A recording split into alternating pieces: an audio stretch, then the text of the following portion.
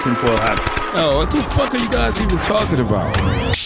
Global controls will have to be imposed, and a world governing body will be created to enforce them. Welcome to Tinfoil Hat. We go deep, homeboy. Aaron, open your mind. Drink from the fountain of knowledge. There's lizard people everywhere. That's some interdimensional shit. Wake up, Aaron. This is only the beginning. Dude, you just blew my mind. Are you ready to get your mind blown? Good morning, Swarm, and welcome to Tinfoil Hat. You know I am. You know I'm here too. I'm here too. Rock. Join me as always, Xavier Guerrero, and on the ones and twos, Jay Nice, Juicy Johnny Woodard, everybody. We're on fire in here, dude. Yeah, fire. Listen, man, you know, the shows are great. This is going to be another great one. Before we get into it, guys, I am going to be in Buffalo. Well, first of all, I want to say thank you to everybody who came out to Connecticut. Fire! They came hot. Came in hot. Conspiracy smoke shows lovely everywhere. Ladies, conspiracy theorists everywhere. And then New York City, you never let us down. Great show. Blessings. And if you want to see the magic, you want to see Daddy come, boom, boom. Okay. Buffalo. I'm Buffalo, New York. Daddy's coming home to see his family August 25th. And then we got some September dates coming up. Hold on. The 29th. Hold on. September 12th is the next Comedy Chaos. They've been selling out. And then Pottstown, PA, headlining Soul Joel's. And then after that, I just got to get up on the website. But September 30th, I'm doing the Bing Bing Pow. I'm doing Laughs Boston. That has been agreed to. We'll make sure it's finalized. But that's it. So anything else, guys? Nah. Guys, stay tuned. Listen to the show, then listen to the affiliates and some of the highlights from my other podcasts. But let's get into it. Very excited for our guest. Drink from the fountain. All right, so let's introduce our guest. We're very excited to have him on. He's a regular on the show. He's been here a ton of times. Got a bunch of votes for the Mount Crushmore.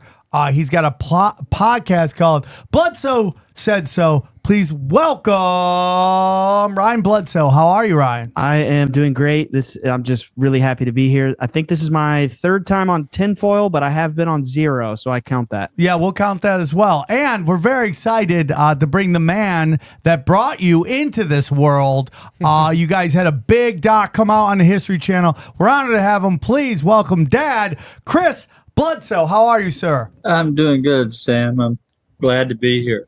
Honored. Sir, Chris, I just want to say I say sir out of respect and not out of age. I'm at that age where people call me sir and it gets me upset. I'm like, give me a dude once in a while. I'll take a dude. You know, sir, I'm not that old, so sir out of respect. Thank you very much for joining us. We're very excited that you have come on our show, and after your big episode dropped, and we're very thankful. Before we get into the drop, I want Ryan, tell us a little bit about your podcast. Oh, sure. So with us tonight is my dad, Chris Bledsoe, and I had the idea to start the podcast after, us going through certain things together, paranormal experiences since 2007. And Dad in 2012 told me one day, you're going to grow up and tell our family story. And I was like, okay. And he bugged me for 10 years. You got to write a book. And I was like, well, I don't want to write a book. I want to talk. I'm with you. Next thing you know, I got really into your show and some other things transpired, but I got really inspired by your show, believe it or not. And actually, if the listeners recall, the first time I ever announced my show was on Tinfoil Hat. So here we are. It's all meta, but, such is life. I love it. I think it's great. I'm very excited. I just bought your new book, or your book, UFO God. Chris, could you tell us a little bit about your book and a little bit, I mean, everybody knows who you are, but for those who may not be familiar, can you tell us a little bit about yourself and then a little bit about the book, please? Yeah, I'll be glad to. I live in Fayetteville, North Carolina. 62 years old in October. Father of 4 beautiful children. Married 40 years this year. And so that's kind of who I am. I was a builder for most of my life. My family was builders, my wife's family, and I'm actually also a commercial rated pilot. But that's basically the ordinary guy, the ordinary family man builder that in 2007, I was down on my luck, really at the lowest point in my life from a tragedy. We were part of the World Trade Center disaster. When that went down, it destroyed the building business. And anyhow, I saw it all going away. And I was at the lowest point in my life when crying out to the heavens, whoever's up there, help me. And these balls of fire come out of the sky and took me away for 4 hours and brought me back a different person. And it never left. It followed me home and it's still here and bigger numbers than it ever has been. And so I waited almost 17 years to write this book, a little more than 16, actually. And it's turned out to be a really big deal. It's #1 bestseller in like 5 or 6 categories at Amazon and has been for 6 months. And it just blows me away. I never realized it would be that well received, but it's just a memoir about, the last 62 years and especially the last 16 years. So that's kind of a nut in the shell. Yes. And I love all of it. I love the story. I love what you're talking about. UFO of God, that's such a wonderful, powerful title for a book. Because I'm on this spiritual journey right now. And, this show's been blessed. It's been around for 7 years almost. And everybody loves the show. And they always want to talk to me about it. And UFO is being brought up. And I just have my own views on UFOs. And, Ryan's been on here a couple times. And our views align about the spirituality of what is going on over the official narrative of this contact that we're getting into. I think there's a lot of funny business going on. I think when you study like what they're trying to tell us, that we had the balloon in the sky and everyone's going nuts. And next thing you know, then 2 days later they're telling us they shot down a UFO in Canada. And I'm like, none of it makes any sense to me. So I mean, Johnny's seen a bunch of UFO stuff. We've done shows on what they call UFOs. We've seen stuff in the skies in Los Angeles, which is really crazy because it's so hard to see anything in the skies here with the pollution. Like to be able to have something stand out and be like, "What was that?" Yeah. Is this a good? Then we'll get into the book and the movie and all that stuff. Are you guys enjoying this time? Is this a time where, whether you agree with the total narrative, but the fact that people are talking about, is this like a golden era for you? Well, yeah, it's actually, it's vindication is what it is. And, I can only vouch for what's happened to this family. And it doesn't match the alien thing. I'm not saying there's not aliens out there, very well could be. But my whole experience has been a spiritual thing. And we showed that on the History Channel recently on TV, first time ever. We did something for the first time and we made history. And that's a pretty cool thing. So it's a golden era, but it wasn't always that way. The last 16 years, if you read my book, it'll tell you how hard it got on this family, and especially from the community and the churches. They turned on us, and it was all, we're dealing with the devil. And I kept saying, but I was calling out to the heavens, and these balls of fire came. But no, that wasn't. They just made it hard on us, and so yeah, it's good times right now, and I'm honored to be able to tell it still to this day. What do you think it is? Is it just fear of the unknown that people want to push away from what you were saying, or were not open to receiving your experience.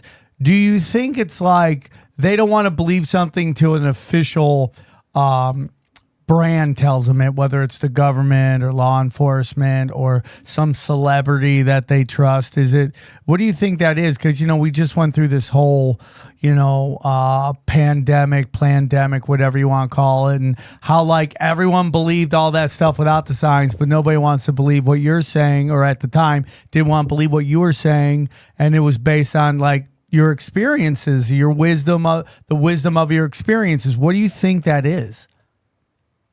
Well, honestly, where we live is right dead in the middle of the Bible Belt. So, most people around here are really church-going folks. And first thing they did when I reported, I was very sick. I'd been for almost 18 years with Crohn's disease, and I had a near-death experience just before when it happened in 2007. And so it completely it sidelined me to be able to come and say, you won't believe what I just saw. I was praying, asking for help, and this fire came, and I'm no longer sick. But from the church view, and this still goes, I think the people are now starting to wake up to this. But I believe for the last 2,000 years, there's been a push to eradicate anybody's belief in the paranormal, in God, or in spirits, or in anything like that. They burn people at the stake for the same thing we're talking about today. Back then, we'd all been burned at the stake. So I think it was washed out of the consciousness, this knowing that people used to know that has been lost, and we're trying to bring it back. Is coming back to the conscious of people. It's hard to explain, but they sure rejected it. No matter how much a miracle that happened, how I described it coming from prayer, it didn't matter. It was the devil. They brought out the holy water. And literally, yeah, I saw that go down. Yeah. Wow. It's funny because when I'd leave, go ahead. I was just saying, when I'd leave, at times they'd come and sprinkle my yard, go all the way around the yard, and they even did it to me one day. And I think that got the best of Ryan when that happened, but it's all good. In a horror film. Yeah. That's wild. It's so interesting though, because you would think, the Christian traditions include something very similar to what you experienced, the burning bush. God has presented himself, in fire before. It's been documented, if you believe the Bible. Yeah. So it's confusing to me that they would reject that kind of imagery. The whole question has been, is if Jesus showed up again, how would he be received? Yeah. Yeah.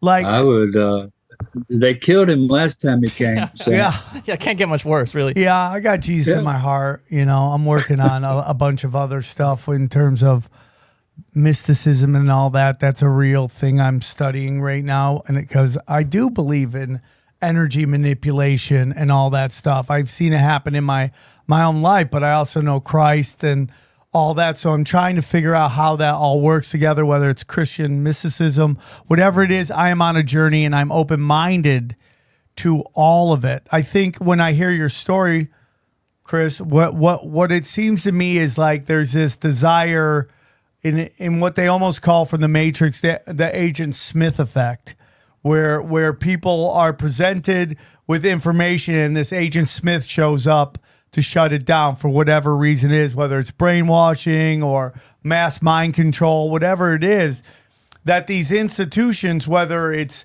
and again, I'm not against church. I love church and I love community and everything, but there, at the highest levels, there's a power dynamic going on.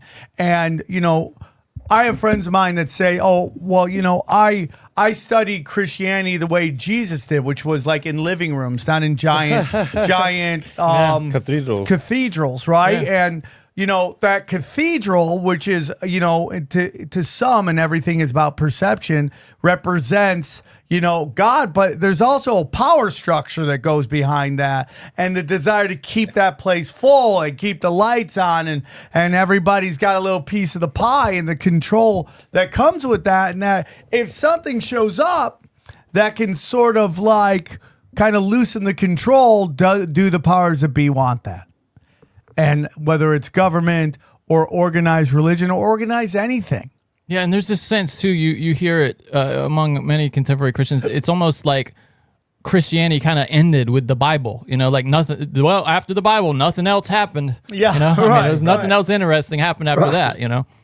It's that attitude I don't get. It's a small attitude. And I just think the truth is so much bigger than what many people believe. Ryan, you want to say something? I think you're 100% right. We can't fathom what's going on and how it's put together. I'm not a religious person anymore. I don't attend church like I did. My wife does twice a week, which is great. But I've become a spiritual person, and I don't necessarily believe everything that I read or have been told. It's like I don't get it. This book was written, the Bible was written 2,000, 3,000 years ago. And when we think about people back then, mostly we think how far behind they were. They didn't have a toaster. They didn't have anything, no technology. But what they wrote is absolutely it. And today we're not smart enough to do any of that, right? It makes no sense. And people's eyes glaze over. It's like Jesus when he was on the road to Damascus, walking, killing people, right? What appeared to him? Jesus did in an orb. It was a ball of light that came out of the sky and blinded the man. And he ended up writing half the New Testament. But when you tell people that, it's like, oh, it's not the same thing by any chance. So I think there's a big change happening, and we're all in the front row seat to it. So I love it. Ryan, did you have something you wanted to say? I mean, I guess you read my mind there because I was thinking it. I feel like, honestly, this is going to sound crazy, but I don't care. You're on tinfoil hat. There is no crazy. Right. I feel like we're actually witnessing the shift into the age of Aquarius play out before our eyes. Okay. I think it's happening now. And to the listener, that might be like, whoa, that's a big claim.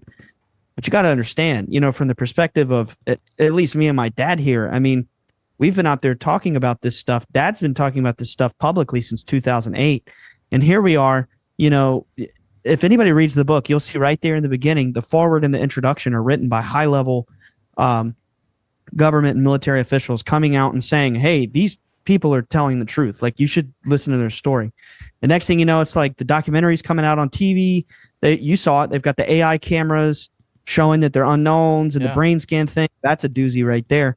And it's like, I feel like, especially considering that aired the night of the full super sturgeon moon in Aquarius, and it's like, if people have read the book and they really know what these entities have said, they basically said humanity's shifting into the age of Aquarius. And I can't help but feel our story goes out there, the more that it's shifting the UFO paradigm. I mean, this is going to sound real nuts. The week Dad's book came out, the spy balloon stuff happened. The week Dad's History Channel appearance came out, the congressional hearings happened. And we've seen this trend for 16 years, talking to all the big UFO players out there. We're talking to them, knowing the moves before it happened. So I just want to assure people there is a shift happening based on what we know and what we're experiencing. There is a real energetic shift happening, and it's an exciting time. Let people make noise that it's all bad and it's all scary. The reality is there's something very good around the corner. I feel deep in my being. That's all I wanted to say. Well, one thing I want to say is that, so this episode follows an episode we just did with Eddie Bravo and Mickey Willis from Plandemic. And Eddie Bravo said something that really shocked me, in that he was saying that Alex Jones privately has been saying that things are changing, that good is winning, that evil is losing. And to me, that's shocking because we've seen those clips of Alex Jones going, they're going to put us in camps. They're going to indoctrinate our children. None's going to be working. It's all doom and gloom. And for him to say, who's so deep into what is going on, for him to go, dude, they're losing, is like, to me, a real sign of like what you're talking about, Ryan, which is a shift in the energy. And we are entering a place more and more where I believe there is hope. And because I want to get into, I know Ryan's been on the show and he's told us your journey, Chris, on what you went through. I'd love to hear it from you.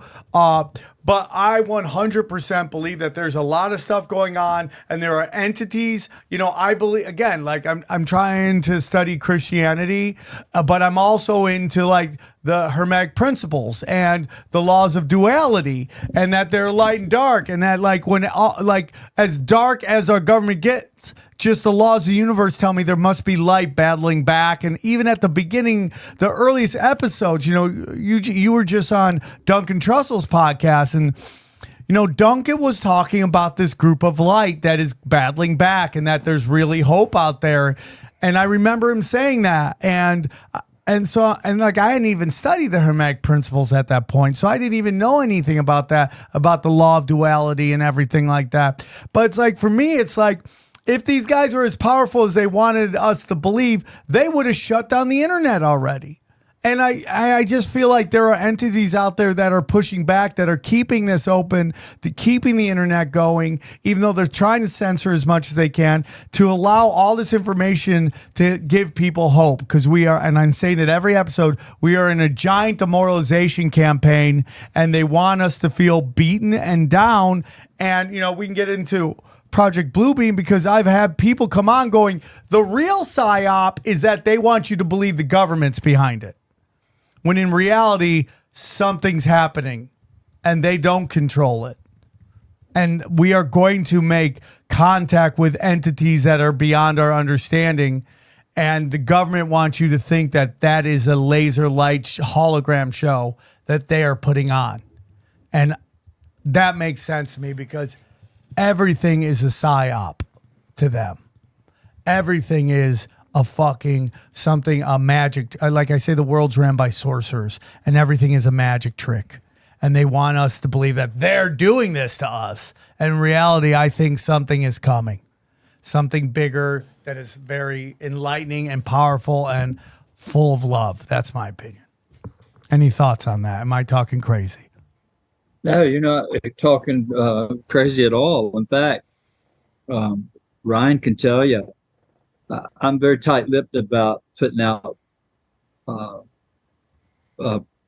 future predictions, right? But silently, behind the scenes, he's heard me talk a lot. And one of the overarching things was, there's a lady that you read about in my book that came in 2012. After I was ready to give up talking about it again. And she told me then that there was a shift in consciousness coming, an awakening, a new knowledge, and that there was no stopping it. No matter how hard anybody tried to squish it, they were one step or 10 steps ahead of everything. And it's coming. And that peace will come back to the people, and that the darkness is going to be washed away. And this is what she told me way back then in 2012. And it's happening there. I want you to come here, Sam. You have an open invitation. You and whoever, Johnny, all you guys can come. And maybe we do a live a podcast here while we get to experience the phenomenon, because if you get to experience it, it'll open you up 100 times more. I mean, on your spiritual journey. So just throwing that out there in case you'd like to come. I'd love to do that. Johnny's so excited to do that. You guys can't see Johnny's hard nipples right now. I'd love to just get your ass in North Carolina, honestly, rural. I'd love to take you around Fayetteville. I just be doing this all the time. Hey guys, I love sleeping. All I want to do is sleep. If I could go pro in sleeping, I would be the Michael Jordan of sleeping. And you know why? Because I have a Helix sleep bed. That's right. Let me tell you about Helix. I love sleep. You love sleep. We all need to sleep. We spend most of our time sleeping. And your mattress is the most important part of your sleep. Without a mattress, what are you going to do? And that's why I want to tell you about the people at Helix Sleep. Listen, they have one of the best out there. I mean, dude, I love Helix Sleep, dude. My favorite Helix mattress, let me tell you about it. Bang! It's a Helix Midnight Lux. That thing is like warm butter sleeping in. It's the best. Dude, I don't know what I would do without my Helix mattress. Do you guys have a Helix mattress? Absolutely, I do. Yes, I love it. Dude, Sleep on it every night. I'm taking the quiz right now. He's taking the quiz right now. Look at, he's lying about how tall he was. Like he's like Helix is test is like a chick. That's the lie. That's the lie. Not the person I'm sleeping with. There we go. So Kim Kardashian's high. Nice, dude. Nice. So you go there. It's a real quick quiz. It's fast. It's easy. It's fun. And it will help you figure out which one of Helix's 20 unique mattresses, including their award-winning Luxe collection, the newly released Helix Elite collection, a mattress designed for big and tall sleepers, and even a mattress for just kids. Whatever mattress, it's going to figure out which one's the best one for you and personalize it. That's right, dude. Get your personalized mattress, and it's shipped straight to your door, free of charge. Helix knows there's no better way to test out a mattress than by sleeping on it in your own home. In your home with your own mattress. And that's why they're going to give you a 100-night trial. That's right. And a 10 to 15-year warranty, man. Come on. What lasts? A trial? Wow. A trial. On a mattress. A trial. That's right. For a mattress. Everyone's unique and everyone sleeps differently. That's why Helix has several different models to choose from. Each one is designed specifically for specific sleep positions and field preference. Wow. It's that great. So here's what we want you to do. It's really that simple. Here's the offer, everybody. Here's the offer. Helix is offering 20% off all mattress orders and 2 free pillows for our listeners. Go to helixsleep.com/tinfoil. This is their best offer yet, and it won't last long. With Helix, better sleep starts now. So go to helixsleep.com/tinfoil to get 20% off all mattresses and 2 free pillows for just Tinfoil Hat listeners. That's helixsleep.com/tinfoil and use the promo code tinfoil to get this amazing offer. Enjoy your sleep. I have a question. So 10 out of 10 times, how often do they come out? Like they came out in the video, which is impressive. Like on the History Channel, they came out and these guys were mind blowing. You can see them like, bro, this never happened. You can show that if you want. Yeah, can we watch it? Yeah, let's see it. I know we all watch it, but I'd love for the crowd, the listeners to see it. I think this is one of the episode's already out. You can watch it like on any it's on the History Channel app. It's still replaying. You can find it on like Amazon or just iTunes as you for said $3. But all that effort, really. Yeah, these are the ones in the forest. He's pointing now, so maybe he's focusing on one. That would make sense. He has one. He's got one in the tree line. Whoa! When we started seeing that intense effort, he spotted an orb in the tree line. Well, that certainly matches up because everything spiked. Whoa! The new series Beyond Skinwalker Ranch. And that's just one example. There are so many of them going across the sky, and they have this. Ryan referenced this earlier. They have this AI-based technology that can cross-reference what they're seeing with known flight paths and anything that is could easily be excused. And it only tracks objects in the sky that are inexplicably there. They have no known explanation. And every time he identified an orb in the sky, it was tracked on there. It's fascinating. It's. There were a lot more that didn't make the cut. Let me just say that, fellas. Oh, really? Wow. Yeah, there were 35 unknowns the first night they filmed. That's amazing. 35. Yeah. Was it a traffic jam? It's like the Jetsons, bro. And to answer your question, Johnny, about how frequent do they come, it's pretty much every night. I mean, it's rare that they don't show up unless it's a completely overcast and, low ceiling. And then at times they'll come in the forest. So there's never no telling. But I suspect if you guys come here, you leave a different person. That's amazing. Is your sense that they are there even when it's overcast and you're not there, or is your attention required? Is attention and intent required to manifest them? I have to. It's a lot more difficult for me to get them to appear in the forest like they did on television. They'd been all week in the sky. We filmed 7. They were here 7 days. The last night, to prove a point, they took me 20 miles away from here because everybody's like, "Oh, it's got to be your property." Well, no, it's not my property. I've been with Tom DeLonge out in California and different out on Encinitas on the beach in Orange Flower, right over our head. It's Tom DeLonge's first storm sighting, by the way. Yeah, and it wasn't. It doesn't matter. So, but long story short, that last night, I just kind of looked up at the sky and I said, "Thank you for appearing on television. This is big." I mean, it took me years to be able to film it to share with my friends, much less to share with the whole world. And so I gave a great big thanks, and then I said, the night's the last night. I said, if we're going to share this with the world, if you would appear in the forest next to me. And immediately, I sensed the orb, and I looked back and up, and it come out of the sky flashing down over top of the river, dropped down below the trees, and then came up through the woods next to us. What? And that's amazing. And they had it on camera within 40 or 50 feet of a bowling ball going through the woods in and around the trees. And you didn't get to see all that. I mean, you saw some of it. Okay, why would you say that? Why would you say that? If they recorded that and captured that on camera, why would you not? You think they don't? It's too much for I too much for guarantee you TV. they're just waiting to do another one. They're like, okay, we got this one. Now we can come back with another story and blow their mind even more. So we're going to save the unseen footage. Unseen footage. Yeah. Oh, sorry, no. That's okay. I was just saying they got a lot, and there's going to be more.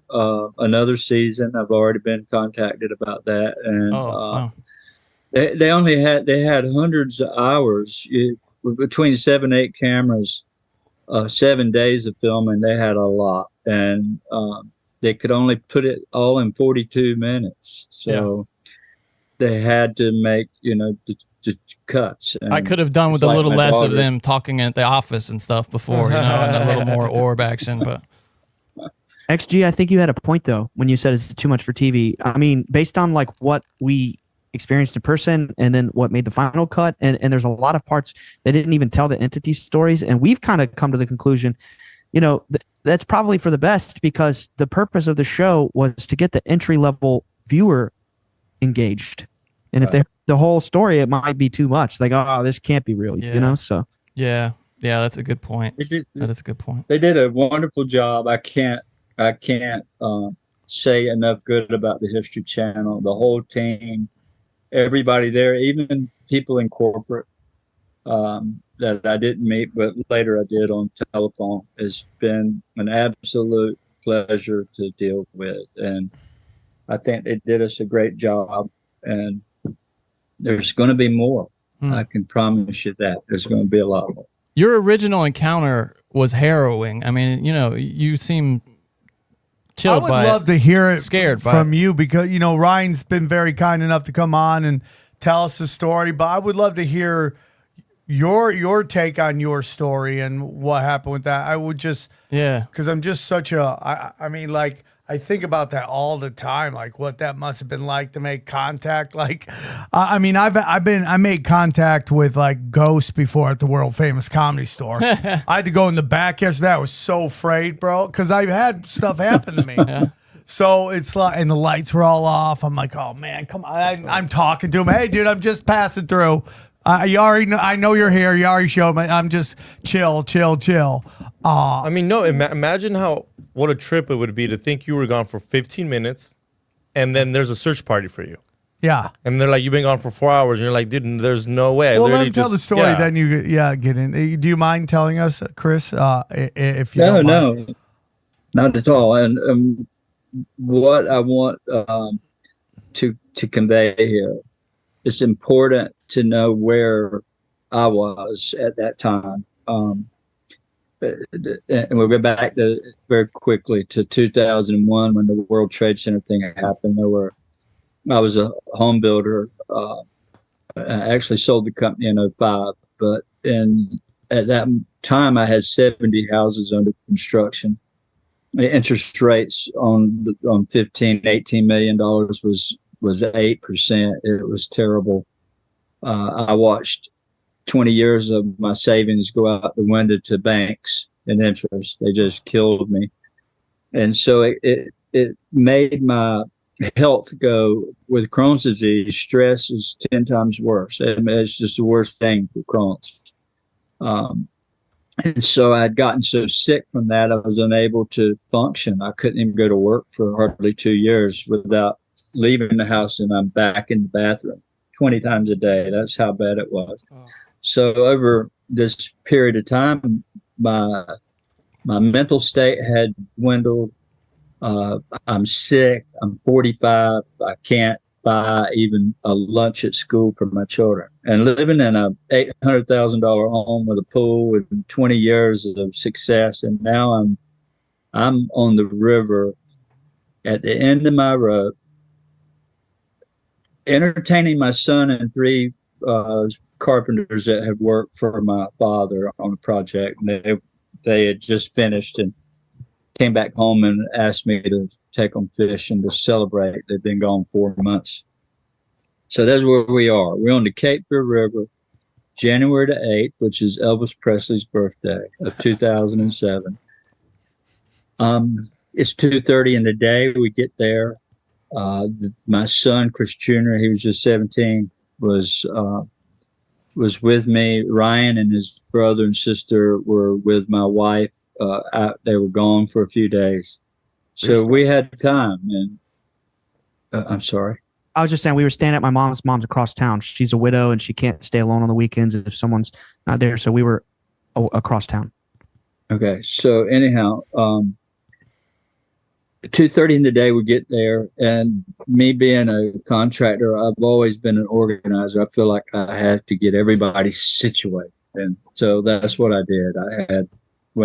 Once I realized they were sitting there on the bank, had a little fork stick they cut and their poles laying in them.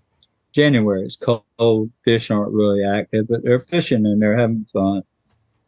So about 4:00, I actually walked away. I told them I'm going down in the forest to sit by a tree and look for wildlife. That was my excuse, by the way. The whole time I'm struggling with me, with life, with everything you could even think about. I mean, my mental state was suffering. And you read that in the book. Wow, I just come through. A doctor had poisoned me and put me in the hospital. 113 patients he poisoned, and before he overdosed and died. So we had a kook doctor that was treating people. Oh my God. Yeah, that's what happened. And so I'm trying to recover from this. Walking in the woods, I sat down for 45 minutes. Now it's about 4:45 in January. It gets dark at 5:30. And in the trees, when you're in the woods, the canopy filters the light out. So it was dark about 4:30, 4:45. I thought I better come out of here and go see what they're doing. So I walked out of the woods up to where they were sitting and said, you want to go home or you want to fish some more? And they were all like, well, we just got here, boss. We want to fish. I said, okay, it's going to get cold tonight. Let's get a fire going. So they laid their poles down. We went around this acre. We're in a cul-de-sac, dead end, grassy 1 acre circle of grass alongside the river. I had gone further into the cul-de-sac. I came back out. We went around, got wood, and I said, I'm going to walk up to the field. I'm going to go sit until the sun goes down. It was already setting, but to see if any deer or turkey come out. It's just another excuse to get away. The whole time I'm crying out, Lord, help me. Whoever's up there, I need help. What do I do? And that's where I was at. So it's important to know that part. I walked away from them about 10 after 5. I had a quarter mile to walk. I had to go down about an eighth of a mile parallel on the river, walk right alongside the river, and then make a left-hand turn to the west, another eighth of a mile. And at that last leg, I had to go up about 100 feet in elevation to the field, a level and a gate. You can see the gateway up there. And as I got near the top of that hill, I couldn't see the field at all. I could see a gate. The road just is a gate up there. When I got where I could see what I thought was the setting sun, the top of the sun, for a minute I thought that. So I looked back down, taking a step, going on up the hill. It's a muddy dirt road with weeds about a foot tall or higher. So I'm worried about snakes and everything else. I'm watching my step. And when I got a little 5 more feet up the hill, I noticed that this don't look like the sun, but it does. It was a ball of fire about 40 or 50 feet around, about 300 yards away, sitting 150 feet up in the air, just above the trees. So the highway is 200 yards away, across the field. This thing was beyond the highway about 100 yards. So I took a couple of more steps up, still not computing what it was. When I did, my peripheral vision opened up, and now I see 2 of these things. And at that moment is when everything that I knew turned upside down. Being a pilot, I quickly realized it wasn't anything hovering. It wasn't a helicopter. It wasn't an airplane, nothing from this world. So I'm struggling with all this. I got 2 flaming balls of fire, setting in front of me in the daylight. It's still, the sky's still blue, but the sun is down, right? So after a few minutes of sitting there struggling with what do I do, I got really stressed about Chris Jr. being alone and what I'm seeing. This thing ain't moving. And so I turned to run, and I had to look back one more time.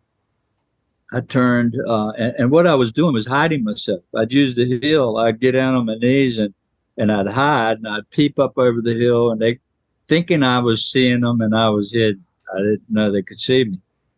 But when I turned to run, I had to stand up and turn my body downhill. And when I did, I looked back, and the third one, same thing, from above me, come shooting down right beside the other 2 within 1 second. Now I got 3 of these things looking at me. But the biggest thing was I knew without a doubt that it saw me, that it knew I was there, it knew I was going to run, and it was letting me know that. So now I'm on the radar of something so powerful, so amazing at the same time. Fear set in. So the last thing I remember is the last 50 feet running up to the fire, trotting. They couldn't see me. The fire had burned down way low. I didn't have a flashlight, so I'm coming out of the dark. I could see them from a ways away because of a little fire there. But I walked right up on them and kind of spooked them. And they were like, "Where in the world have you been?" I said, "Well, I was just up at the hill. Just 20 minutes ago. I haven't been gone but 20 minutes. And they're like, "No, you've been gone all night." And so immediately I realized Junior wasn't. So I'm like, "Well, where in the world is Chris Jr.?" They said, "Well, he went in the woods where you'd gone earlier that day, and he's been lost for 2 hours. We hadn't seen him either." And I looked, my truck was moved. So I knew they were telling the truth. They had gone up and down the road looking for me while somebody stayed at the fire. So I took off running back to the back of the woods to find Chris. And he wasn't answering me at all. And so I started my way into this thick undergrowth, going into the woods. And that's when he come up from under that stuff. He had backed himself under the shrubs because he could see all the way down parallel the river, an eighth of a mile, plus that acre cul-de-sac. So he had almost a quarter mile he could see. And he watched 2 red balls of light come out of the woods and come all the way up to him. And when they got pretty close, he started getting scared and went to hiding and backed himself up under these shrubs. And they came up within 15, 20 feet of him. There were two little glowing beings about 3.5 feet tall. Looked like little children. What? But they were glowing, yeah. And so it freaked him out, and he couldn't yell, he couldn't scream. When one of them was looking at him the whole time, he was paralyzed. And so it really traumatized him bad. And I grabbed him by the arm after he stood up. He's telling me this, and I'm freaked out now because I'd seen these balls of fire, and here my son's talking about aliens or creatures, some kind of creature. And when I got him back to the fire, these three grown men are standing there, and the fire is, it was a big bonfire. Now it's just a little thing. And they're sitting there not fishing anymore, real quiet. We walked up, and Junior's upset. And so the amount of, I don't know, the intensity, you could cut it with a knife in the air between us all. And about that time, one of the guys there shouted, "Look," and we all looked straight up, and it looked like the brightest star in the heaven. 9 of them, 8 or 9, just all came from different points of the sky. They came together in a circle.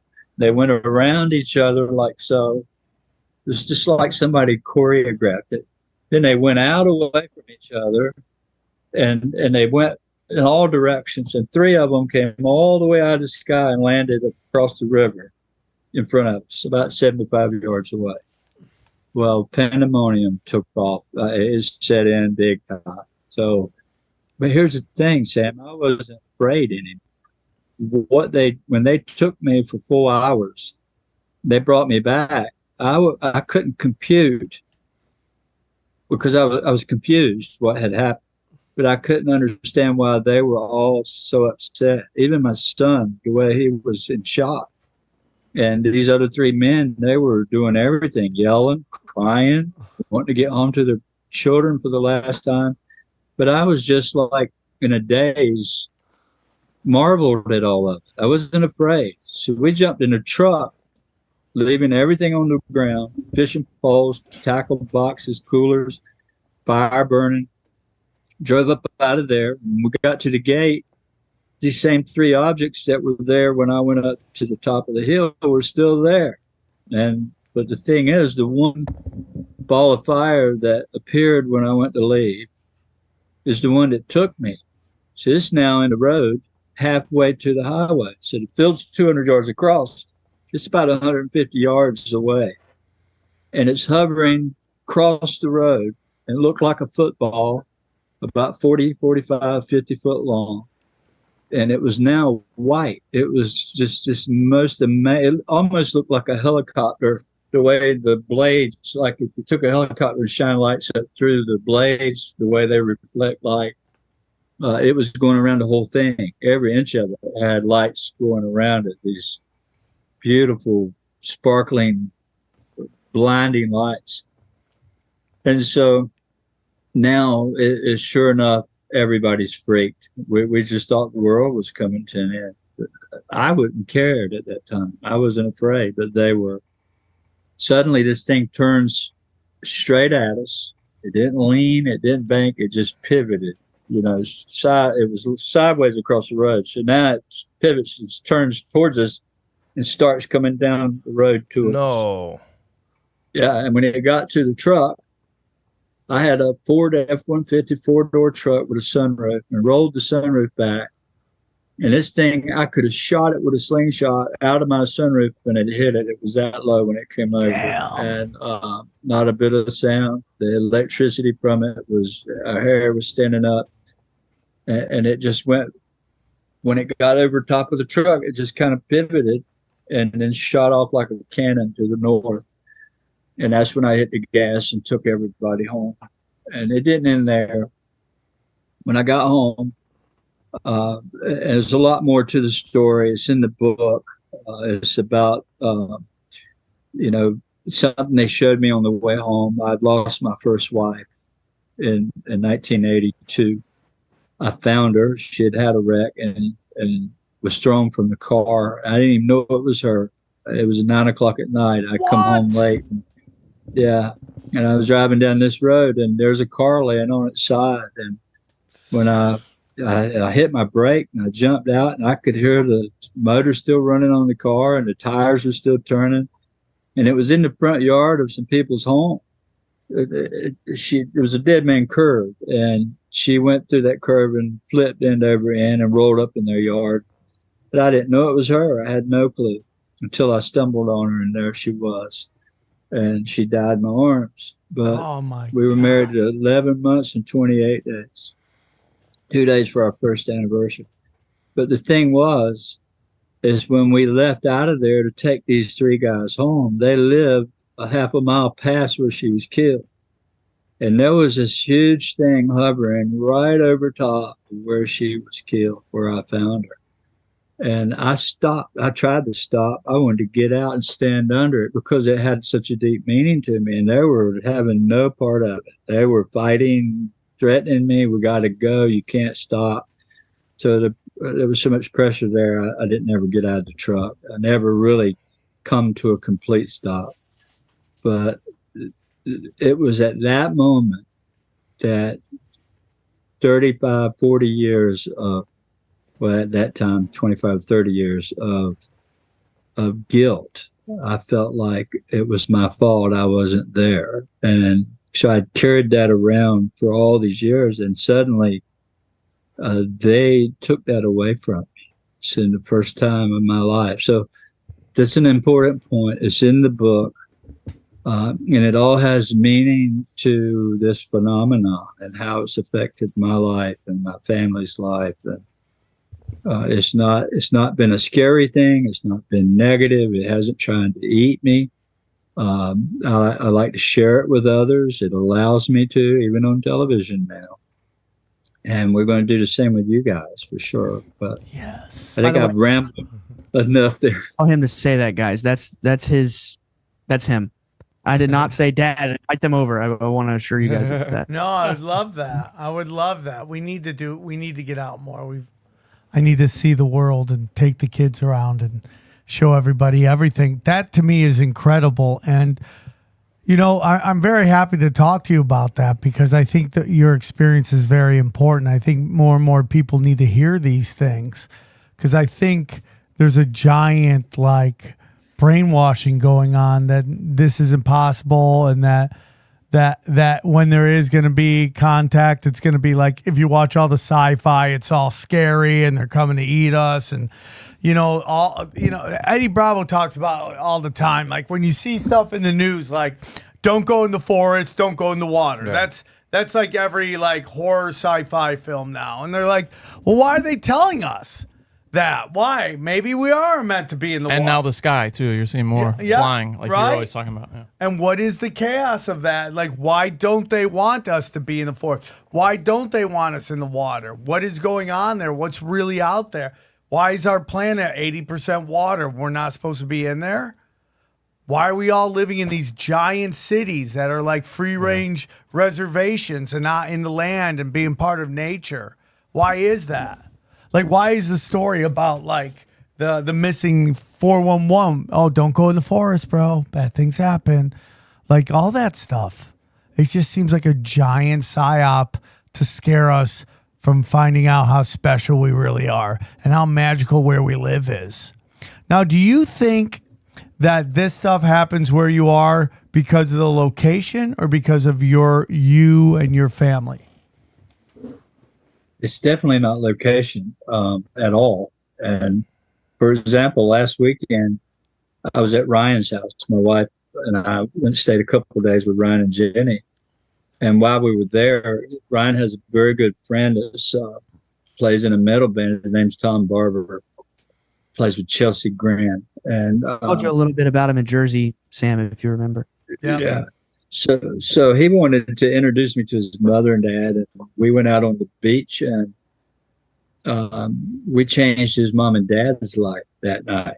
They were blown away by what they got to see, and they'd never seen this before at all. But they were ready for it because Tom had been telling them. But it doesn't matter where.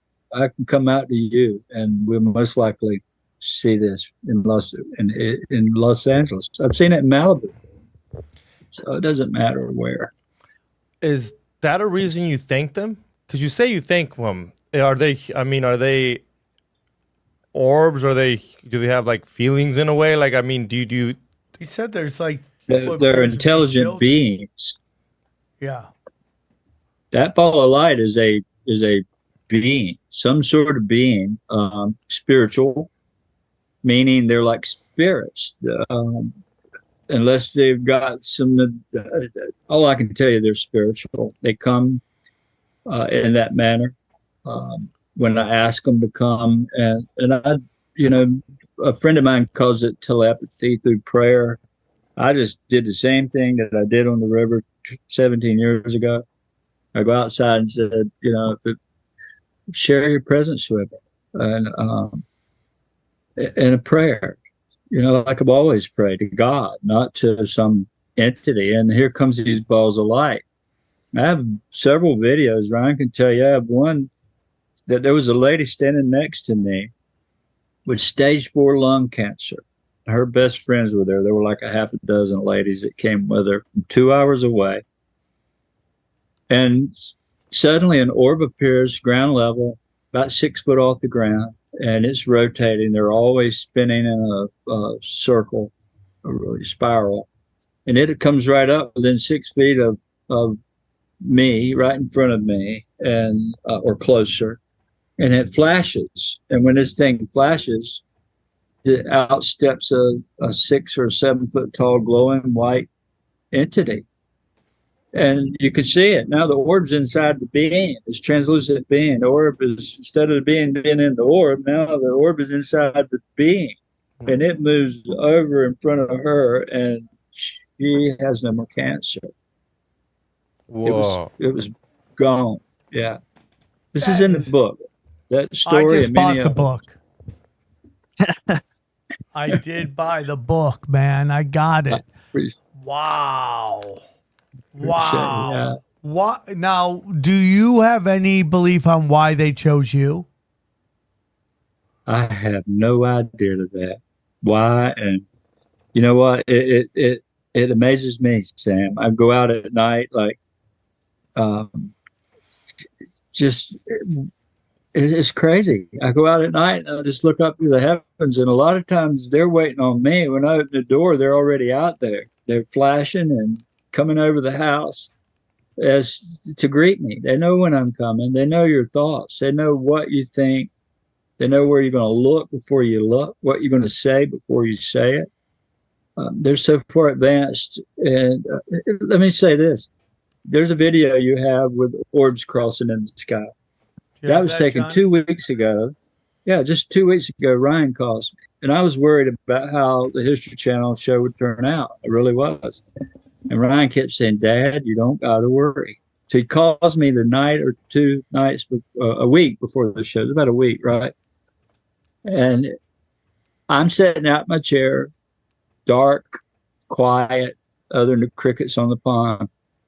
Suddenly, Ryan calls and says, Dad, the History Channel show is going to change the collective consciousness.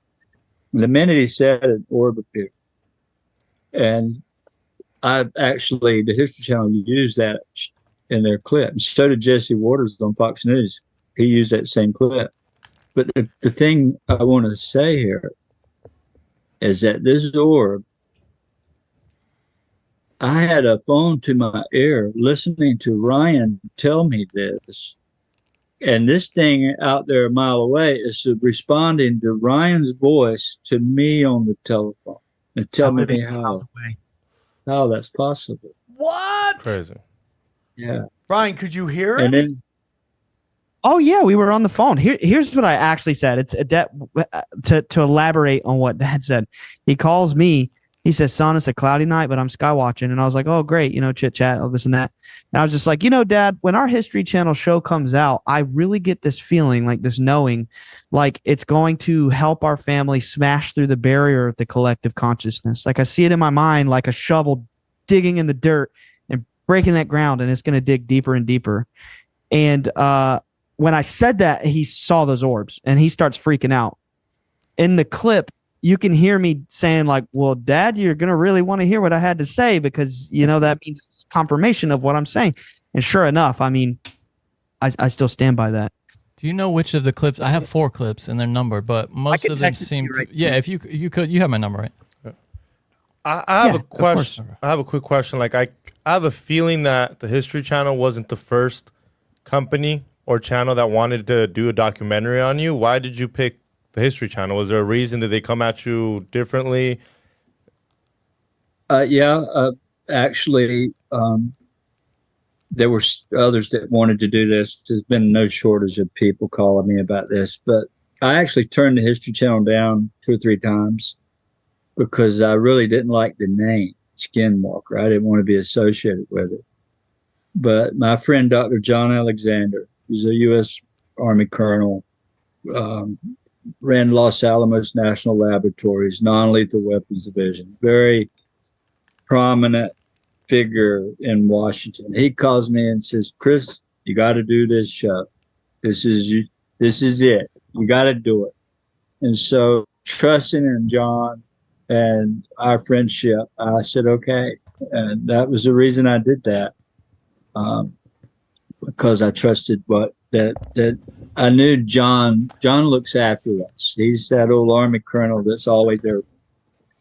And he has our best interests. He's in the boat, by the way. You'll see him on the History Channel show sitting next to Junior and I in the boat. Whatever you just said, this orb just appeared right beside A few seconds in. Here it is. For what you were saying. I'm filming it now. How close? It appeared over the pond, and it's going east now. Hold on, Jenny's actually reading your book right now, but I want to tell her that. It's right over the pond. There's actually 3 there. You can't see the 3rd one? You can see a little one, yeah. No, 2. Wow, 2. Yeah, see the 3rd Another one? just come up There's 3 beside it there. and lit And, up. Ryan, it you're always, not going to believe it's this. They're always 2 3. together. See the one right close? Number 3's got to be in Now, there. you tell me, guys, satellites don't Wow. crisscross like that, do they? No, they'd all be illuminated too. Oh, there are 3 in a triangle right now. Wow. It's obvious. This is incredible. But let me tell you another little exciting thing. It's just if you notice the show in the headline, when in the title it says we're testing Chris Bledsoe for his quantum entanglement capabilities. Well, we never did that. We actually filmed it. We were successful filming it on the show, but it got cut because it just wasn't enough time. But I did another experiment last week, and it was in Spain, Granada, Spain. I had a friend in Spain, several friends there, and they were on a mountaintop, a whole group of people. They had the radio and the newspaper, all this involved. There were dozens of people there. And it's 11:30 at night there, and it's 5:30 at our time. So it's not even dark, right? So they called me when they were all in place. And the minute they called me and I made contact with them, orbs started to appear. And they filmed and they saw a whole lot of them. And it made a big wave over there. They told the news got involved with it, the radio station. And I'm actually in a little podcast with this lady next Wednesday to talk about that. But it's crazy how it can appear in Spain at the same time it appears here, or how crazy. Yeah, this is very common. And I've known this. Has anyone else been doing this? I'm sorry. No, has anyone else said that, or have you heard since? I mean, the episode just came out, but I'm assuming someone else has to see orbs, or they have to come out. You can't be the only person they chose, right? Has anyone else DM'd you or an email saying, "Hey, I get the same experience in maybe a different state"? Well, I get people that are connected to me, that see them when they call me. But as far as anybody else being able to do this, I've not heard of anybody. And that's why the government's been around me for so many years. And if you read the introduction to my book, it's written by a guy by the name of Jim Semivan, and Jim was the director of operations for the CIA. I mean, he was big time. And he even says, Chris is probably studied by the government more than anybody in the world, and academics. And so that's why I've not been so public over the years. I've been quietly studying this and just documenting every day. I document this on video pretty much every day. I just sent Johnny a 20-second clip. This one's pretty wild if you guys wanted to see it, but it's what Dad was describing, how the sound's going to be funny because there were some Native Americans in our backyard chanting, but you're going to see an entity actually flash. I wish I had Native Americans in my backyard chanting. That'd be the best. Well, there were some local guys from our state who found us on Facebook, and they offered to come out and do a spiritual singing thing. But watch this. Oh, I got 1.5. That's an orb right there. That's the flash. It'll show a picture at the end. Whoa, I see something. Whoa. What is that? Oh. You guys got to watch this. If you're listening to this, you got to watch this. This is. Whoa. Yes. Johnny, look at that. It came out of the orb. Oh, I got 1.5. You see it walk to the left out of screen? That's what these orbs are, intelligent beings of light. Dude, that is incredible. That is one of the most interesting things that ever happened on this show, is that clip right there. Where's the weird clip? Yeah, that is. It's not a weird clip. It looks That's like an amazing clip. It looks like That's looks like a human in a weird kind of way. Like a No, body. the can of worms. Like The can of the worms. figure of it. Yeah, Yeah, that's what they're saying. I'm trying to tell for the people that are watching. No, Yeah, yeah, it's like an entity. Yeah. That's crazy. That The is can of that I would like the listener to digest is this has been a nearly daily reality for our family for 16 years. I've seen those things in my bedroom. Yeah. Oh wow! Now like you that. mentioned that you're not afraid of them. Dude, I wanna sleep at your house. That would scare the dickens out of me. I have to be honest. Was that scary to you, Ryan? I know your dad says he's not afraid of them. Did that scare you? No, because at this point I was like 22 or 23, and this all started when I was 13, and I had already been seeing so many orbs on a nearly. I mean, guys, like my dad would snatch me out of bed at 4 a.m. I mean, in the beginning, it was like high school the next day.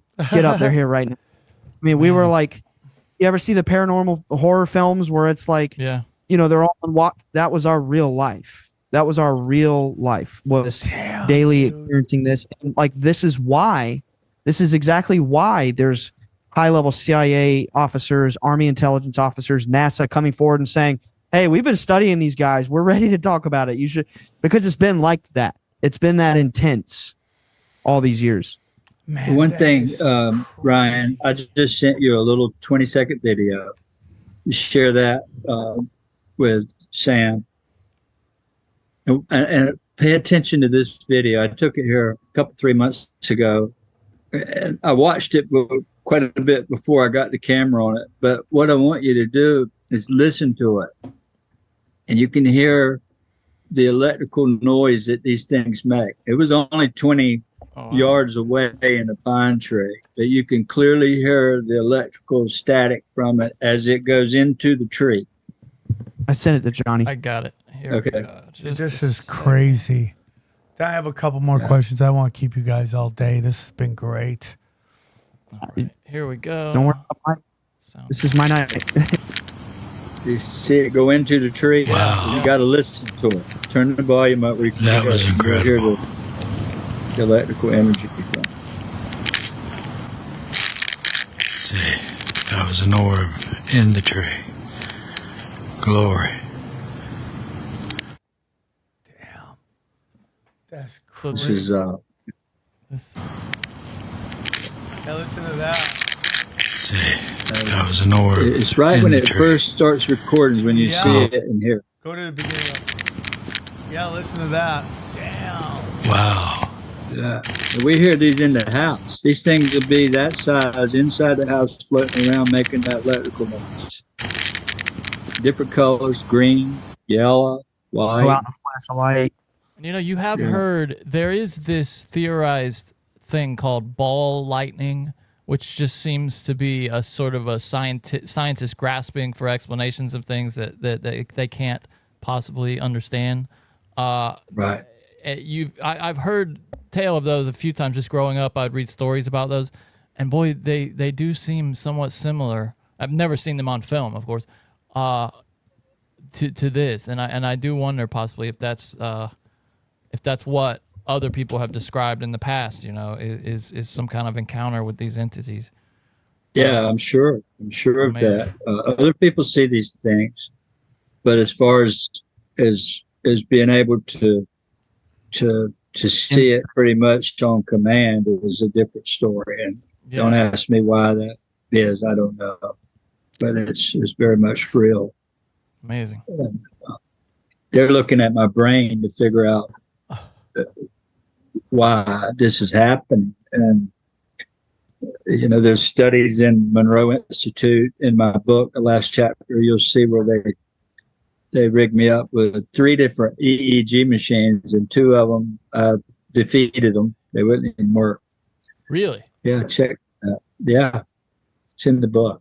Damn. So the History Channel recreated it, and we did something for the first time. We actually recorded it on television while doing the experiment. You know, it's funny because I so often watch these programs, and it is almost always disappointing, the footage. Mm-hmm. This is one of maybe the only one I've ever seen where the footage delivered, you know. It's wow. Because don't you? I mean, you guys have seen these shows before, and they're like, 100%. "Oh, here we go, coming up at the next break. Here's the big thing." And you know, it's some guy got touched on the back by a leaf or something. Yeah, you know, and he's yeah, like, "Oh," and you see nothing. You're talking about all the ghost phenomenon stuff. Any of that stuff. Yeah, and it's so rare that it really delivers like this. Do they download information to you, like give you any keys to the universe, things you should understand? Well, they're definitely talking to me. And you can see that in the History Channel show where the neuroscientist is saying his brain is communicating with this thing, but even though he's perfectly calm and he's not saying a word, they could tell that it was talking to me and I was receiving the information. And it comes in the form of images, not a voice, but it is so overwhelming that when the night the show aired, the History Channel show, August 1st, I'm at Ryan's house because I don't even have cable vision. I don't have television. So we went down there just to watch it with him. And there was a whole group of people. He had Tom and a lot of his friends there. So we had to walk across his complex to a theater room that he had reserved.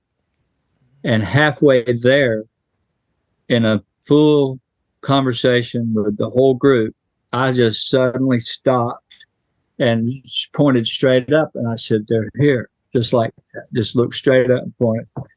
And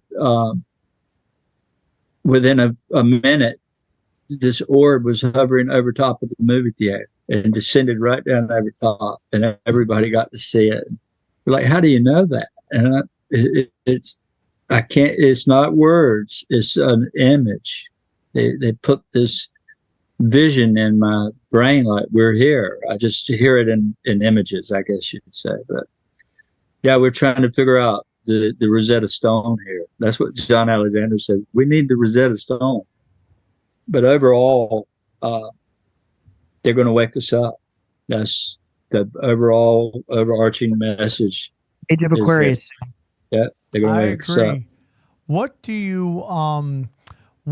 you, you're a spiritual man, you're having contact. If you had to guess where we are, is this a realm? I'm not getting into flat earth or any of that, but like, what is this place that we live in? What do you think it is? Well, let me tell you, and I wish I had time to share all the data I have, but I have hundreds and hundreds of photos. Now I've got, videos by the hundreds, but also have photos that are of people in these balls of light and dogs and animals that you can see as clear as the day. What? You can't unsee it. Yeah, you can't unsee it when you see it. For example, my dog, the one with the dog in it, I was down at NASA, Cape Canaveral, for almost a week. I came home Sunday morning at 8 o'clock in the morning. I left Saturday night after a rocket launch and drove all night. The kids thought I was going to be home Sunday night, but I surprised them. What I didn't know is my dog had gotten run over by a car while I was away. And when I turned off the road into our driveway, I felt her, and I had an image of her being dead. So when I opened the front door, they were all asleep at 8:30 in the morning. Laying, just Yvonne was laying at the front door on the couch, waiting on me. And so I said, "How'd my dog die?" And that's the first thing I said at Florida Mall. But I went out to her grave and just to speak to her, and out comes this little ball of light. And maybe Ryan will share you the picture there. He just sent him to Johnny. Hold on. Yeah, Are we going to see so- a picture of this? Yeah. Oh, Johnny should have him. I'm excited for this. You guys got to watch this. You guys got to watch this on Oh, my SamTripoli God. or Rockfin.com. Yeah. Oh, my God. This is crazy. So I actually believe that the real world is the eternal world, which is where we go when we die. I think that's the real world. I think they're all watching us in this world here that is almost, if there is a place called hell, we're probably in it. I mean, this world, only 1% is rules it all, basically. And there's so much suffering and death and sadness and heartache and misery and dying and killing. And so, and even in the Bible, in Job, it says, and Lucifer went up to heaven to report to God. And he said, "Where have you been?" He said, "You know where I am. I'm on earth. I wreak havoc on man." So are we in purgatory, or are we in some simulation? Yeah. That's crazy shit. You see the dog there, and I have people in them, women. There's one. She looks afraid. I have a lot of those, and dog one, I can see the and I'm able to see these. This is something I've been able to see in film for 15 years. What does this mean to you? I don't. What are the, because these faces don't look, I mean, they look disturbed. What does that mean to you to see these human faces anyway? Well, that one that looks disturbed could be. There's no telling. I just think that we're being watched from the other side. I think the real world is the eternal spot. When we die, maybe our soul is collected in these orbs. Seems that the round shape is pretty much dominant in our world. The spiral or the orb or the planets, everything's round, right? The moon, I've been infatuated with that shape since I was a little boy, and I always wondered why. But it's so interesting you say I that, think because that just yesterday, me and my girlfriend were just talking about wanting to start putting moons up everywhere. It's so weird that you mentioned that. It's like, What do you mean putting up? like moons? wait, we were in a play. We've been looking for art for the house, and we saw this great image of the cycles of the moon, and we were like, you know what, we should, just like yesterday, we should put that everywhere. So it's interesting that you mentioned that, because a lot of them look like these spheres look like the moon. They look, which Sam has been convinced at various points is energy, right? I think the moon could be a portal. That's not what we think. Very well could be. That a portal. Sent you a couple doozies. Yeah, I got one coming up here. These are incredible. This is so like. Here's another. Wow. That's weird. All kinds of creatures and faces. There's many other kinds too that look strange. Wait, hold on now. What is? You'll have to tell me what It this, almost- this. There's one here that looks like a woman at a campfire almost. I'm Dad, you'll know when you see it. Yeah, this one is. You'll know. Boy, this is something else right here. I don't even know. Like, what are we looking at there? That looks like a face. I mean, it looks like a woman. That's like, a female. Yeah. Yeah. That's like the lady, right? That was taking over a group of 20 people in Raleigh, Durham. I was invited to go to Raleigh to Skywatch, and we had orbs appearing, and some lady backed up from the group and took a shot of the group, and that was looking over the group. Whoa. Yeah. What is that? That is a photo of an entity that was taken late in the afternoon. Whoa. And there's more to that photo. I gave him the zoomed in version. That's because people get confused with Lori in the side. Right.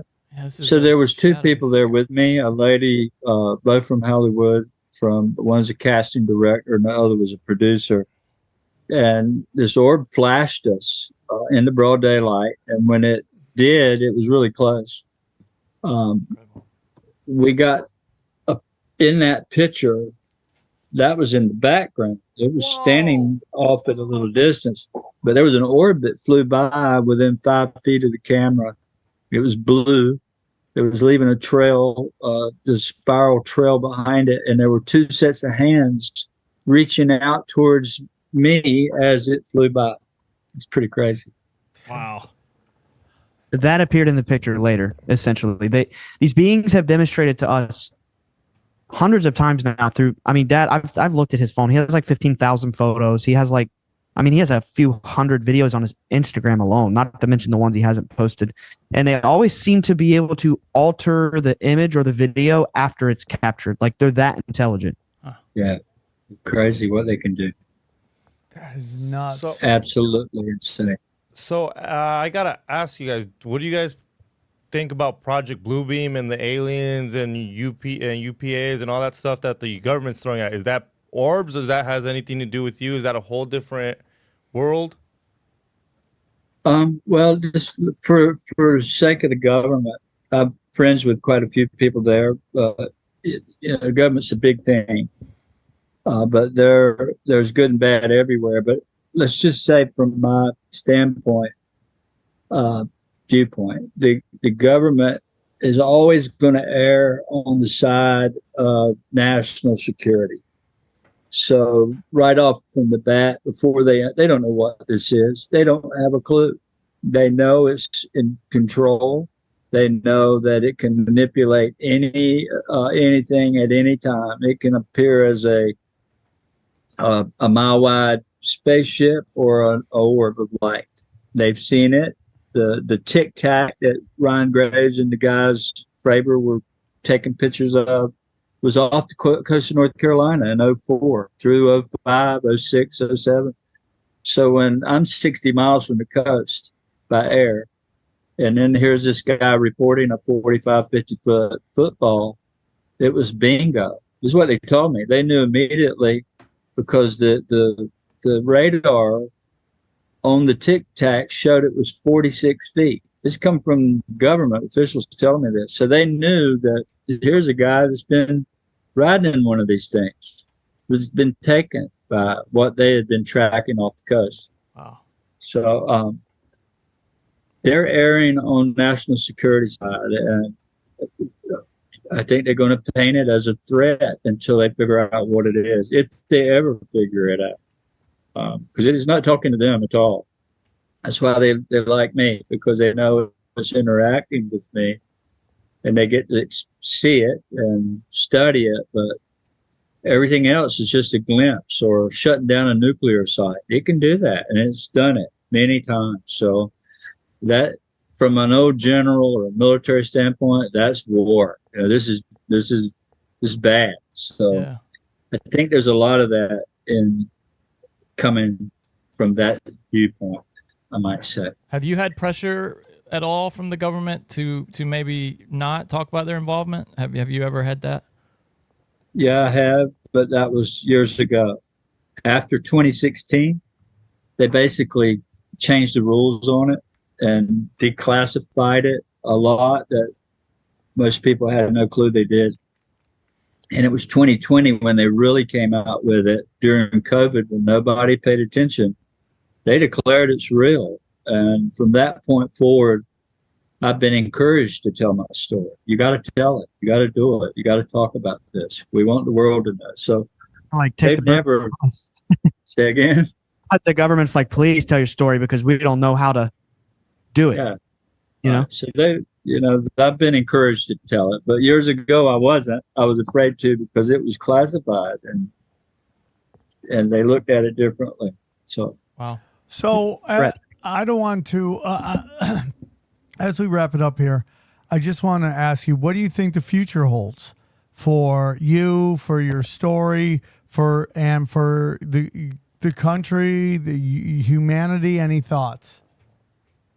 Well, based on what and it's all feeling, right? The images they've given me.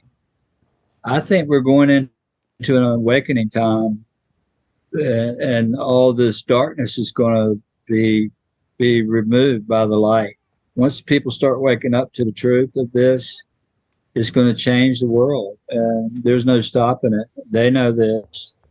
So I think brighter days are coming. I think that it's all biblical as well. I think the same thing they were seeing in those days, we're seeing now. They just don't want to admit it. The churches don't. It has. So I think we're in for a better time ahead. Not saying we won't have bumps in the road, but the overall view I'm seeing is it's going to be an awakening, and there's no stopping it. Brian, any thoughts? I mean, I agree with all of it. I mean, from what everything I know, it's just like it's happening before our eyes. It's the awakening. It's. I will say, because we didn't really get into the nitty gritty of maybe in a future episode we can go a little more into what the is there anything you want to cover that we didn't? I would love to hear it. Yeah, I'm just gonna say this. What the entities, particularly the lady, this being who sort of revealed herself to Dad and face to face in 2012. She basically said she was the divine feminine. It was a great secret that was hidden from the world, and that the true nature of God and the divine is that it's actually there's a mother as well. I mean, essentially, it's this big thing, you know, and it was a very shocking thing for me to process as an 18-year-old kid. What she told Dad is that there's going to be a star alignment, that when the star Regulus aligns with the gaze of the Sphinx, that we will shift into a new knowledge. There will be an awakening. She communicated, it's written in the stars that we will awaken, and that for many, many aeons, it's been prophesied that the light would win. It's going to happen. It can't be stopped. And that's all there is to it. Yeah. She said it was going to come out just like it was written. There was no stopping it. So I'm excited about what the future holds. I don't watch the TV. I don't let the negative stuff get in my brain. I want to stay as positive, because if I was negative, I'd never see this phenomenon. It don't come around negativity. I agree. And one other thing I want to say, to give a hint of 16 years of documenting this and meeting thousands of people by email or in person. I have just so many people that write me that will never talk publicly about what happened.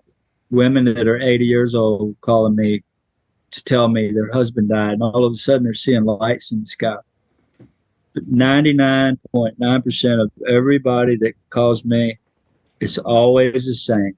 When they're seeing lights or they're seeing this phenomenon, I always go back to them and say, okay, I'm glad to hear about your experience, but I want to know what caused it.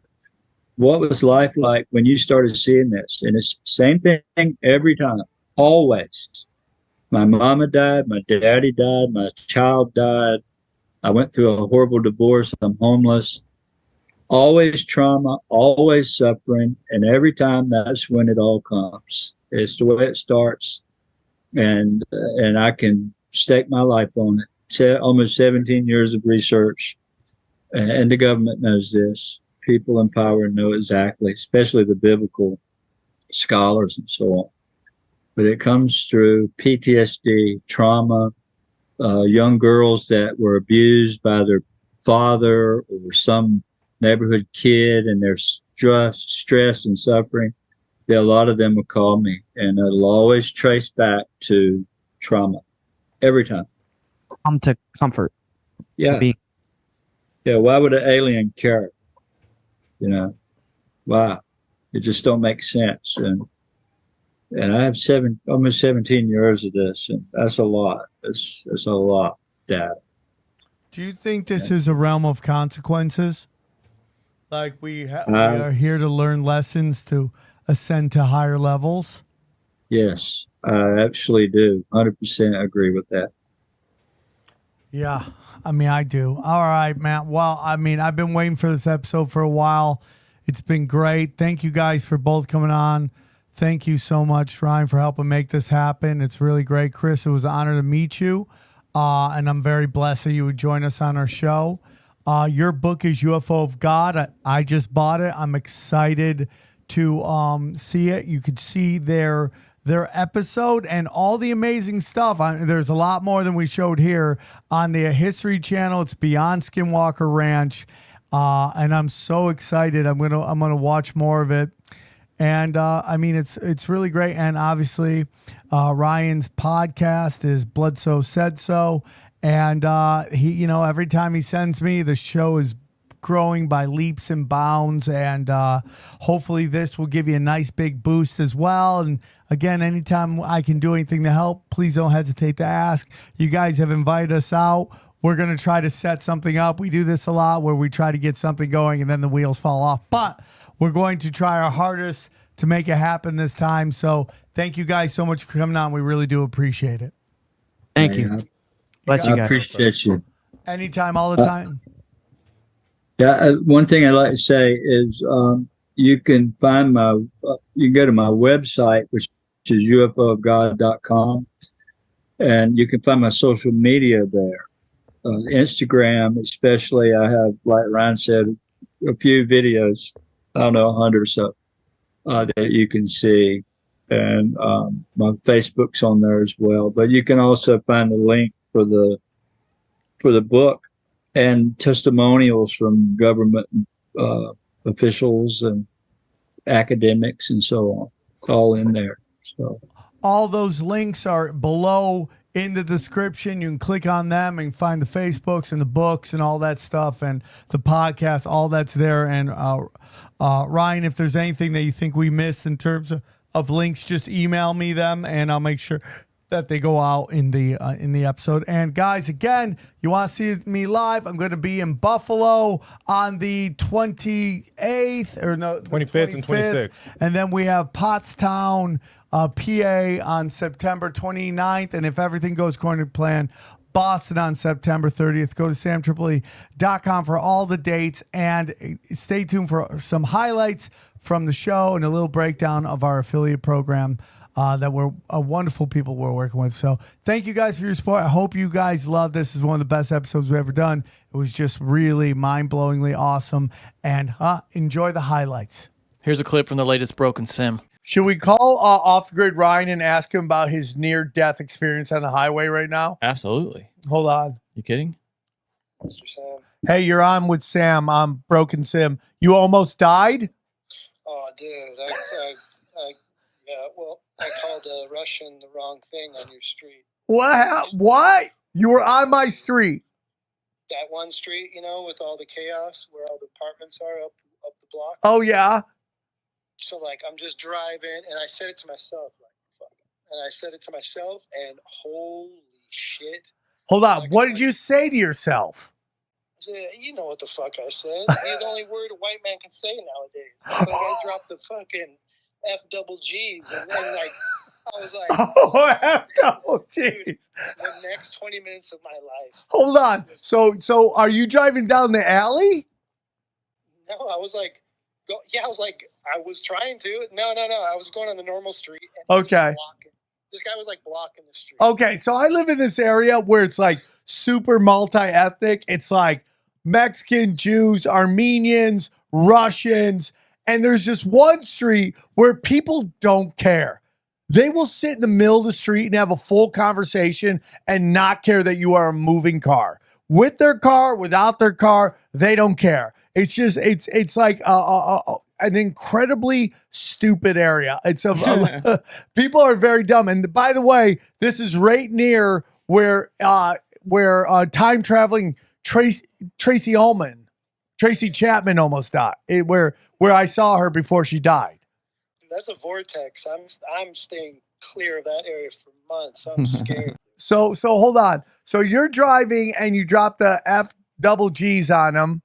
Yeah, I'm like this fucking. And then he and he heard you? Oh, apparently. Hell yeah, but he's got had Russian ass ears, dude. And I just look in my rear view and it was like T2, like I was like, oh my God. And so I was like, well, white privilege. And I see fucking up the block, there was like some police activity. So I was like, all right, follow me, you fucking Rusky. And I was like slowly driving him towards the cops. And I like blow the like intersection. I look at the cops and like, hey, I got a guy chasing me. And they just like put their hands up in the air, kind of, like they're doing their own thing. And so I was like, oh no. That's LA, dude. I should have got out. Honestly, I should have just got out and be like, excuse me, officer, this Russian is going to kill me. But, so you get a high-speed car chase? Oh, dude, I broke so many fucking laws tonight. I was praying. I was saying the Serenity Prayer over and over. I was like, dude, I was doing the Hunter S. Thompson, like, God, you better look out for me. If not, I'm going to be on your hands now. You son of a bitch. Like, dude, I was cursing him. I was praying to every God possible, dude. And then we get to a light. Dude, I'm talking like an intersection on Ventura Boulevard. This is happening. Dude, I'm driving into oncoming traffic on the Ventura Boulevard. Dude, like everything I've learned in GTA, everything in Fast and the Furious, I was yelling family. Like, you have no idea. Like, I was like, dude, I'm going home tonight. Like, finally I get to go home. And we get to a red light. And I was like, well, it's going down. He comes and blocks off the intersection. Bro, and gets out what? And starts walking towards the car. And that's when I was like, nah. And I do the back up type shit and bust a fucking gnarly U-turn and then just blast through the intersection, like breaking every, like, and I see him shaking his fist. And he's just standing in the intersection. And I'm like, dude, it felt like I did like an 8-ball to my dome. I was so fucking, so that's crazy, dude. Nerves and paranoid. I'm like, dude, no, he fucking knows where I live. Like, everything was right. No, he knows where I live. Oh, no, I wasn't. No, believe me, I'm parking like so far away from your house and walking to your house. Like, well, you don't want him to catch you walking. That's the worst thing. Walk. Dude, well, I don't know. Like, Dude, that was so hilarious, bro. It was intense, dude. That's why I reached out to you. I was like, dude, I gotta change my ways. My fucking mouth has finally cashed the check that the Russians were gonna fucking cash for. How old was this guy? Dude, he had the cinder block head. He had the he could be fucking 30. He could be fucking 90. Dude. Who knows? When he started walking towards the car, like, a part of me was like, I should just run this motherfucker over. Just speed bump this son of a bitch and then hope to God that, like, people see somehow, it. Yeah, dude. Like, it was like, do I just fucking clip him? Dude, that is so funny, bro. Oh, that is so funny, dude. Oh, I'm glad you lived, dude. I need to start rolling 10th Planet, Eddie. I need to get this. Dude, I'm telling you, come and roll with me, bro. I've been trying to get you to do this. Oh, well, tonight was like dude, come to Jesus moment, bro. Like Saul on the road to Damascus, dude. My eyes are open. Dude, you are so funny, bro. All right, guys, real quick, I want to tell you about our affiliate program on SamTripoli.com. I'm working with some really wonderful people trying to get you the best of the best that I think is important for you in the upcoming zombie apocalypse, okay? So we have, if you're looking for gold and silver, who knows what's going to happen with the fractional reserve banking system? It could collapse at any moment, maybe in August. We don't know. If you go to buy gold and silver, go to SamTripoli.com, SamTripoli.gold. You can join the Wise Wolf program, and they will ship out to you monthly installments of precious metals. I do it every month. I'm getting sent precious metals, a lot of silver, some gold. I love doing it. It's a great way to stock up on precious metals. Aqua cures hydrogen gas. I've had people hit me up, tell me they love doing it and how it's really working for them. I have it at home. I have to hook it up. It's a lot of stuff I'm working on, but I'm going to put it together so I can start breathing that sweet, sweet, sweet hydrogen, man. Give me that sweet hydrogen. hydrogen. But click on that. You can use the promo code right there. It says it right there on the banner. Use that. Joel Staley is a good friend of mine, and he helped me lose a lot of weight. I am now doing a 75 hard, leading into going back into fasting. I'm training my body, doing fasting. Joel Staley has a proven system that will help you lose weight. Again, just click the banner, use the promo code, and Joel Staley will work with you. He's going to help you, if you do it right, lose 25 to 50 pounds in 90 days. That's like half a person right there. Harley Ray. We love, yay. Yeah. We love the Harley Ray people. We love them. Look at that size of that. Was that crystal right there? Holy dude, crap. I got a ton of these for, she sent them to us for Broken Salmon. They're great, man. Look at those. Damn, bro. They're huge, dude. They're huge. I know XG thinks there's something else. I was about to say, careful with that, ladies. Yeah, okay. Going back. Again, if you just use... God, those are big. What? I mean, that's like her whole forearm. Yeah. Easy, guys. Easy. They listen to the show. Their parents listen, too. Please stop. But if you use Swarm 15, you get 15% off anything you're buying. And finally, Legal Shield. If you're looking for some legal help, they do a monthly thing. And with that, you can they got different law firms they work with that can help you sign up and get some legal help on certain things. So check that out. Again, Legal Shield, they're there to help, and that's our affiliate. So, all right, check it out. Help us, help you, help us, help you. Here's a clip from We Don't Smoke the Same. Oh, we got another caller. We're going to go ahead and thank you for calling the We Don't Smoke the Same podcast. Who's this? Don't be trying to sound professional. Oh, we know. You know. So Xavier knows because he's announced it that we, me and my dude have dirty hotel sex whenever we go to your guys' lives because we got to stay out there. We got to try. What? Yeah, they get a sitter, dog. Like every time. Sam wanted to watch us. Sam wanted to watch us. Hold on. Time out. SamTripoli wanted to watch you guys have sex? What? Yes. Yo! In Sam's defense, SamTripoli wants to watch everybody have sex. Like, he meets couples that he thinks are attractive. Like, he'll be like, yeah, dude, y'all fuck nice. He says shit like that. He'll probably watch me bone just because my lady's hot. Oh, yeah. He will. Yeah, he's all for it. Yeah, so, all right. So, is that a tradition? Like, have you guys been doing that? You guys are overdue for a show then. No, we do that. No, we do. Whenever we go into a dirty hotel, we do the dirty. So... I feel so bad telling the story, but me and my girlfriends laugh about it all the time. My best friends, so I got to say it. And I know Jordan isn't on Patreon, so he's not gonna hear it. So, all right. So, my thing, you say, you get a dirty hotel. Like, do you go like a low rating and like this is a Grammy Motel 6? So we're gonna do some Grammy ass shit, yeah. Oh my god! And like okay, so mind you, I think this was maybe I want to say the Christmas one we did. So, anyways, we're hopped up on booze and mushrooms, and you know me, I try to prep, but mushrooms go right through you. Yep. Make your stomach hurt.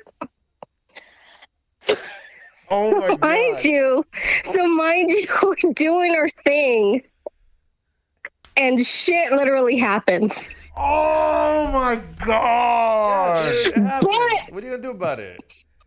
Well, I thought I was squirting. TMI, I thought I was squirting, but I wasn't. And I look and I'm like, oh fuck. And he doesn't really notice. He notices, but I love Jordan. I love this man so much. He won't even like throw out, like if I fart, he won't even like be like, oh, you farted. Like he pretends he doesn't notice. So he pretended he didn't notice. And I'm like, oh my God. Yeah, you guys pretend like you didn't see. Oh my God. You can't pretend you don't see shit, though, bro. Yeah, you just gotta, figure it out first, because then you gotta wait how she gonna handle it. No, I knew that shit. Right, I looked. I'm like, motherfucker, and he's all fucked up on mushrooms, so I don't even know if he fucking even notices. He knew. So no, he didn't. No, he didn't, because I went grabbed the sheets.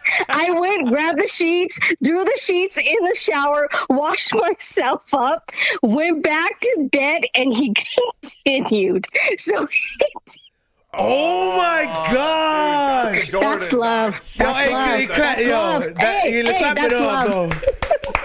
All right, first of all, I just right off the bat, Eileen, you got the first propane. All right, I'll send that.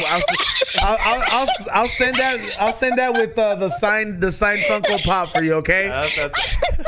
Yo, clap it up. That was fucking nasty, bro, but it was fucking crazy. That's true. Love. No, I mean, love right there. Yeah, dude, shit happens. Like you try not to look at it. You try that's real love. That's real love. Real love is acting like you didn't see it, or acting with she'll figure it out. I haven't had nothing like that. Izzo literally would stop the whole. No. I knew that my girl was the one for me when I had to ignore this throw up.